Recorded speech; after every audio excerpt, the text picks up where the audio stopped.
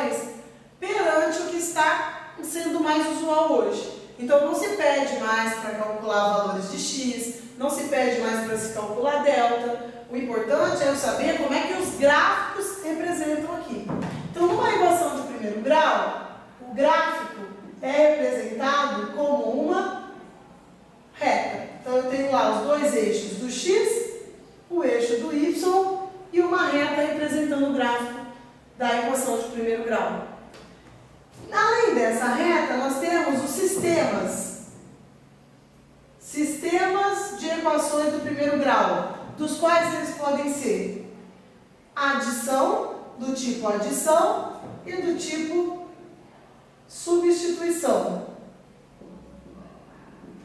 Esses sistemas lembram bastante as equações que nós já fizemos, né? Equações que vocês hoje não usam mais. Mas para isso, nós vamos fazer agora um probleminha indicando uma adição e uma substituição.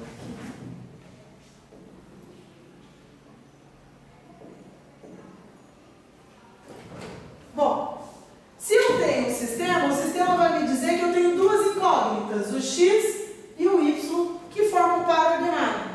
Então, na equação de primeiro grau, além de eu precisar saber que ela tem um gráfico como uma reta, que são os exercícios que mais caem hoje para vocês interpretarem o gráfico, né? Nós temos esses exercícios de equação de primeiro grau em forma de sistema.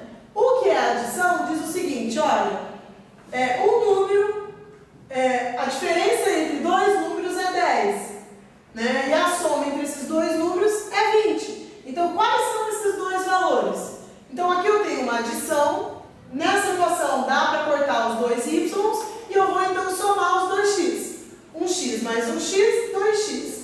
20 mais 10, 30. Multiplicando esse 2, ele agora passa dividindo. 30 dividido por 2, isso aqui vai dar 15. Então, um dos meus números é 15.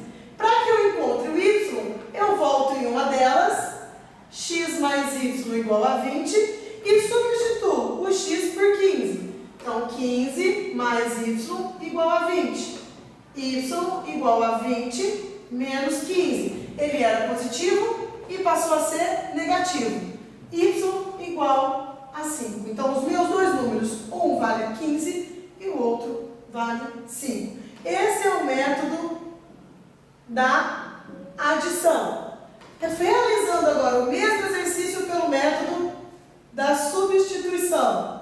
Então, substituir é eu isolar uma incógnita. Por exemplo, x menos y igual a 10. Então, x é igual a 10, eu vou passar esse y para cá, mais y.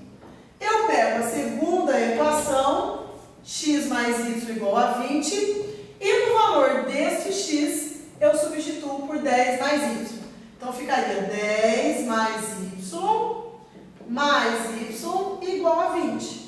Então, fica 10 mais y igual a 20. Um y mais um y, 2y. 20, o 10 está positivo, vem para cá, negativo. Então, 2y vai ser igual a 20 menos 10, 10. Está multiplicando, passa dividindo. 10 dividido por 2, esse y vale 5. Não pode dar um valor diferente. Calculando um deles, eu volto aqui e substituo neste y o valor de 5. X é igual a 10 mais 5, x vai ser igual a 15. Então, os dois valores têm que ser iguais aos outros dois. Esse é o método da substituição e esse é o método da adição.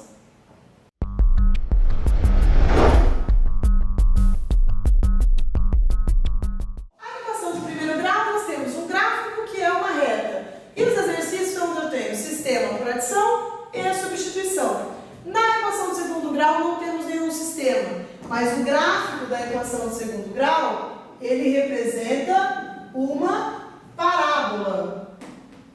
Então, uma parábola, ela é bem diferente de um gráfico, onde ela pode cortar dois eixos no x ou não. Então, nos exercícios de hoje, está caindo para vocês interpretarem uma parábola e não precisa mais calcular quem é o x1 e quem é o x2. Então, em equação de segundo grau, se tiver algum exercício, é só para interpretar o gráfico. Esse gráfico pode ser, então, uma parábola cortando os dois pontos para cima, ou a parábola cortando os dois pontos embaixo, quando A for menor que zero. Porque com A maior que zero, ela tem a concavidade para cima. E este delta é um delta maior que zero. Um delta maior que zero é aquele que toca dois pontos do eixo. Por isso, ambos são iguais. Agora, como uma parábola tem concavidade para cima e a outra para baixo, quem manda nisso é o valor do A. Quem é o A? A equação geral é formada por ax² mais bx mais c. O A é o termo que acompanha o x².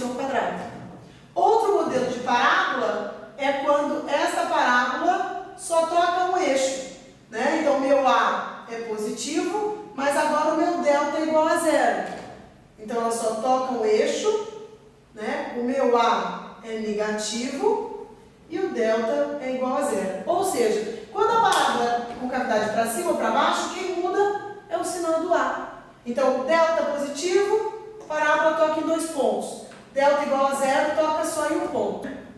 Bom, quando eu tenho, então, uma parábola que não toca o eixo do x, nem quando A é maior que zero, quando delta é menor que zero, eu também tenho uma parábola que não toca o eixo do x embaixo. Então, quem define A menor que zero, delta menor que zero. Nessa situação, o delta não tem valor, por isso que a parábola não encosta. E se ali tem um A positivo,